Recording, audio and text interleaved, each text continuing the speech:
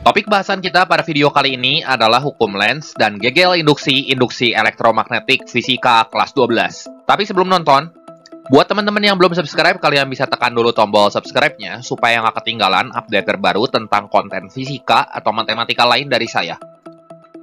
Oke, untuk itu langsung aja mari sama-sama kita simak pembahasan berikut ini. Nah, kali ini kita akan bahas dulu konsep dari hukum Lenz, ya. Hukum Lenz menyatakan bahwa GGL induksi selalu membangkitkan arus yang medan magnetnya berlawanan dengan asal perubahan flux, teman-teman. Sebagai ilustrasi, coba teman-teman perhatikan gambar berikut ini. Misal kita mempunyai sebatang magnet yang digerakkan masuk ke dalam kumparan AB ini. Nah, ketika magnet memasuki kumparan, maka nanti akan timbul GGL induksi yang membangkitkan arus, sehingga nanti arah dari flux magnetnya itu saling berlawanan. Akibatnya nanti kutub ujung kumparan dan ujung-ujung medan magnet ini yang saling berdekatan akan sejenis, dan interaksi yang timbul antar magnet dan kumparan yang saling berdekatan adalah gaya tolak-menolak. Nah, kemudian hukum Lenz juga dapat diterapkan pada loop kawat dalam medan magnet. Sebagai ilustrasi, perhatikan gambar loop kawat dengan medan magnet yang arahnya masuk ke dalam bidang pembaca berikut ini.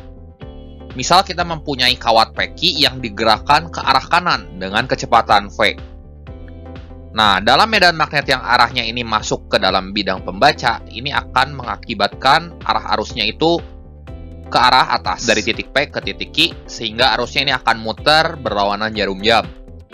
Dan dengan menggunakan aturan tangan kanan untuk gaya Lorentz, maka dorongan telapak tangan kanan kita akan mengarah ke sebelah kiri, sehingga arah gaya Lorentz itu akan melawan arah kecepatan V akibat dari kaidah tangan kanan yang memberikan kuat arus yang berarah dari titik P ke titik Q. Nah, kali ini kita juga akan bahas GGL induksi pada loop kawat. Jadi, untuk loop kawat dalam medan magnet ini akan timbul GGL induksi, teman-teman. Yang secara matematis bisa kita tuliskan persamaannya dengan GGL sama dengan B kali L kali V sin theta, di mana B itu adalah medan magnetnya, L itu adalah panjang dari kawat, V itu adalah kecepatan, dan sin theta adalah sudut yang dibentuk antara loop kawat ini. Nah, kemudian dari persamaan ini juga berlaku persamaan pada hukum Ohm, yaitu I sama dengan GGL induksi dibagi R, ya, atau V per R. Dengan menggunakan persamaan gaya Lorentz, kita bisa menyusun persamaan baru untuk F-nya. Dengan mensubstitusi nilai I-nya ke persamaan ini, kita akan peroleh nanti F sama dengan B kuadrat L kuadrat V per R, ya. Jadi GGL-nya kita substitusi ke sini, dan kita akan peroleh nanti BLV per R. Kita substitusi lagi ke sini. Dan karena batang peki ini arahnya tegak lurus terhadap loop kawat yang ini, maka sin theta-nya kan 90 derajat. Jadi kita peroleh persamaan ini. Selanjutnya untuk GGL induksi pada kumparan berlaku persamaan GGL sama dengan negatif N atau jumlah lilitan kali delta flux per delta T. Untuk GGL induksi pada kumparan akibat perubahan arus itu berlaku persamaan GGL sama dengan negatif induktansi diri dikali perubahan kuat arus dibagi dengan perubahan selang waktunya. Ya, untuk induktansi diri ini satuannya adalah Henry. Kalau kuat arus ampere, dan untuk selang waktu ya second. Selanjutnya GGL induksi juga dapat ditimbulkan pada generator arus bolak-balik yang secara matematis persamaannya dirumuskan dengan GGL sama dengan N atau jumlah lilitan, B itu medan magnetnya, A itu adalah luasnya, luas yang dilalui oleh medan magnet, omega itu adalah kecepatan sudut atau kecepatan putar dari generator arus bolak-balik ini, dan sin omega T ini adalah sudut tempuhnya. Selanjutnya, faktor yang mempengaruhi GGL induksi diantaranya ada laju gerakan magnet, jumlah lilitan, dan kuat medan magnet. Nah, supaya lebih jelas tentang konsep hukum Lenz dan GGL induksi ini, mari sama-sama teman-teman simak pembahasan contoh-contoh soal berikut ini. Contoh soal yang pertama. Kawat peki panjangnya 50 cm digerakkan tegak lurus panjang kawat AB memotong medan magnetik serba sama 0,02 Tesla seperti pada gambar. Tentukan yang A besar GGL induksi, yang B kuat arus dan arah yang mengalirnya pada kawat peki, yang C potensial yang lebih tinggi antara titik P dan Q, yang D besar dan arah gaya Lorentz pada kawat peki, dan yang E, daya yang diserap pada hambatan R sama dengan 0,02 ohm. Nah, untuk menyelesaikan soal seperti ini, teman-teman tulis dulu data-data yang diketahuinya supaya kita bisa lebih mudah menyelesaikan soal-soal ini. Nah, secara ringkas, kita dapat tuliskan bahwa L-nya itu 0,5 meter ya. Kita bagi aja 50 cm sama 100, jadi ini 0,5 meter. Kemudian medan magnetnya itu adalah 0,02 Tesla, R-nya 0,02 ohm, dan kecepatan gerak si kawat Pecky-nya adalah 2 meter per second. Nah, untuk menentukan GGL induksi, kita bisa langsung pakai persamaan GGL sama dengan BLV sin theta ya. Nah, B-nya kita punya kan? 0,02. L-nya 0,5 dan V-nya 2. Sudut tetanya itu 90 derajat, teman-teman. Kenapa? Karena informasi di soal adalah kawat Pecky digerakkannya tegak lurus. Kalau tegak lurus sudutnya 90 derajat. Sebagai akibat nanti sin 90 ya 1 ya. Kita substitusi aja ke persamaan ini semua data-data yang kita punya, dan kalau kita hitung, kita peroleh nilai GGL-nya adalah 0,02 volt. Selanjutnya, kita akan mencari kuat arus dan arah yang mengalir pada kawat Pecky. Langsung aja, di sini teman-teman bisa langsung pakai persamaan pada hukum Ohm, yaitu I sama dengan GGL dibagi R.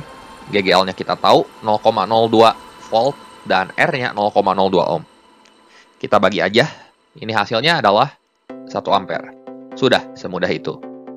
Kemudian untuk arahnya. Untuk arahnya, kita gunakan kaidah tangan kanan kedua. Di sini, ibu jari kita menunjukkan arah gerak si kawat Pecky. Kemudian, keempat jari yang lain itu menunjukkan arah medan magnet. Arah medan magnetnya ini adalah keluar bidang pembaca, teman-teman. Karena ini tandanya dot ya. Dan dorongan telapak tangan itu menandakan kuat arus pada kawat Pecky. Dorongan telapak tangan kanan kita ini arahnya kemana? Ke bawah kan? Berarti arah arusnya itu dari titik P ya ke titik Q. Kemudian soal yang C, potensial yang lebih tinggi antara titik P dan Q. Untuk menentukan potensial yang mana yang lebih tinggi, maka teman-teman harus perhatikan arah aliran arusnya. Arus kan mengalir dari P ke Q, berarti akan memutari rangkaian ini searah jarum jam.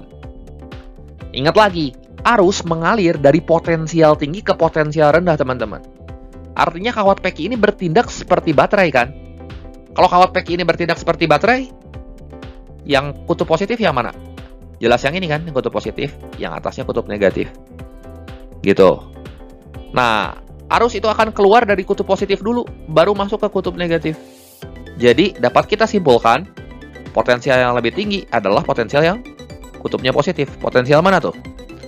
Iya, potensial Q lebih tinggi dari potensial P. Karena arusnya kan ngalir ke sini. Gitu. Kemudian, besar dan arah gaya Lorentz pada kawat Pecky. Buat tentuin besarnya, ini gampang aja. Teman-teman bisa langsung pakai persamaan BIL sin 90 derajat. Karena ini tegak lurus kan. B-nya itu 0,02 Tesla, I-nya juga kita udah dapat, ini 1 ampere, L-nya 0,5 meter, sin 91. Substitusi aja semua ke persamaan ini. Kalau kita hitung, kita peroleh F-nya 0,01 Newton. Sekarang arah gaya Lorentz-nya. Ini kita menggunakan kaidah tangan kanan untuk gaya Lorentz lagi. Caranya gimana? Teman-teman perhatikan bahwa arah medan magnet itu keluar bidang pembaca. Ini B-nya. Kemudian arah arusnya dari P ke Q. Berarti turun kan? Ditunjukkan oleh ibu jari kita, turun arahnya. Dorongan telapak tangan kanan kita kemana? Ke sebelah kiri. Gitu. Ini F Lorentz-nya ya. Nah, jadi gaya Lorentz-nya itu adalah ke kiri melawan arah gerak dari kawat Pecky. Terakhir, daya yang diserap hambatan R. Untuk menghitung P yang diserap atau daya yang terdisipasi, langsung aja P sama dengan I kuadrat kali R. I-nya kita tahu di sini 1 ampere. R-nya kita tahu 0,02 ohm. Substitusi aja ke sini, nanti kalau kita hitung kita akan peroleh hasilnya adalah 0,02 watt. Sudah, seperti itu saja. Gampang kan? Contoh soal yang kedua. Gambar berikut menunjukkan logam yang diletakkan di atas rangkaian. Luas penampang rangkaian tertembus secara tegak lurus oleh medan magnetik B sama dengan 0,2 Tesla. Hambatan rangkaian adalah 4 ohm dan batang digerakkan ke kanan dengan kecepatan tetap 2 meter per second. Tentukan, yang A, besar dan arah arus induksi yang mengalir melalui batang logam. Yang B, besar dan arah gaya yang diperlukan untuk menjaga agar batang logam bergerak dengan kecepatan konstan 2 meter per second, dan yang C, daya yang dibebaskan rangkaian. Untuk menyelesaikan soal seperti ini, teman-teman tulis dulu data-data yang diketahuinya secara lebih ringkas seperti ini, dan pastikan semuanya dalam SI. Di sini B-nya adalah 0,2 Tesla, R-nya itu 4 ohm, V-nya 2 meter per second, dan L-nya itu 0,6 meter. Untuk menghitung besar dan arah arus induksi, kita bisa langsung gunakan persamaan I sama dengan GGL dibagi R. Teman-teman bisa ganti persamaan pada GGL-nya dengan B kali L kali V dibagi R. Kita substitusi aja B-nya 0,2, L-nya 0,6, dan V-nya 2 meter per second ke persamaan ini. R-nya juga 4 ohm, kita substitusi ke sini. Nanti kalau kita hitung, kita akan peroleh besar arusnya adalah 0,06 ampere. Untuk arahnya, kita bisa gunakan kaidah tangan kanan. Perhatikan, ibu jari kita itu menunjukkan arah dari gerak batang logam ini. Kemudian, medan magnet ditunjukkan oleh keempat jari, arahnya masuk bidang kertas. Sehingga dorongan telapak tangan kita itu akan mengakibatkan arah putaran arus yang berlawanan arah jarum jam, ya. Jadi, nanti dia muter gitu ke sini, arusnya. Berangkatnya dari bawah ke atas. Kemudian yang B, besar dan arah gaya yang diperlukan untuk menjaga agar batang logam bergerak dengan kecepatan konstan 2 meter per second. Nah, caranya gimana? Teman-teman bisa langsung gunakan persamaan F sama dengan B kali I kali L sin 90 derajat. Sudutnya 90 derajat karena ini kan batang logamnya tegak lurus sama loop ya. B-nya kita punya 0,2 Tesla, I-nya kita baru dapat ini 0,06 ampere, L-nya 0,6 meter, dan sin 90 derajat itu 1. Substitusikan ke persamaan ini semua. Jadi 0,2 kali 0,06 kali 0,6 kali 1, ini kalau kita hitung hasilnya 7,2 kali 10 pangkat negatif 3 Newton. Kemudian untuk arahnya gimana? Karena arah arusnya berlawanan jarum jam, artinya arus itu akan berangkat dari titik bawah sini ke atas. Nah, ibu jari kita, ibu jari tangan kanan itu menunjukkan arah arus. Dan karena medan magnetnya itu masuk ke kertas, artinya keempat jari yang lain itu akan masuk ke bidang pembaca. Sehingga dorongan telapak tangan kanan kita itu ke sebelah kiri, teman-teman. Dan karena yang ditanya ini adalah arah gaya penahan, maka harus melawan gaya magnetik. Sehingga kita simpulkan, arah gaya untuk menjaga agar batang logamnya tetap bergerak dengan kecepatan konstan itu adalah ke kanan searah V atau searah kecepatan. Jadi dia akan ngikutin punggung tangan kanan kita. Selanjutnya untuk daya yang dibebaskan rangkaian. Daya yang dibebaskan rangkaian, teman-teman bisa langsung gunakan persamaan P sama dengan GGL kali I, yang sama dengan B kali L kali V kali I. B, L, V, dan I-nya kita udah punya semua, kita substitusi aja ke persamaan P seperti ini. Jadi 0,2 kali 0,6 kali 2 kali 0,06 itu sama dengan 0,0144 watt. Seperti itu.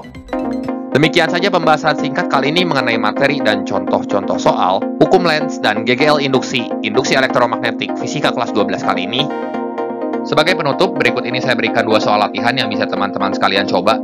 Silahkan dicoba, semoga video ini bermanfaat dan membantu teman-teman semua dalam belajar. Jangan lupa like, share, dan subscribe channel ini jika kalian suka videonya. Terima kasih untuk perhatiannya, sampai jumpa di video saya yang berikutnya.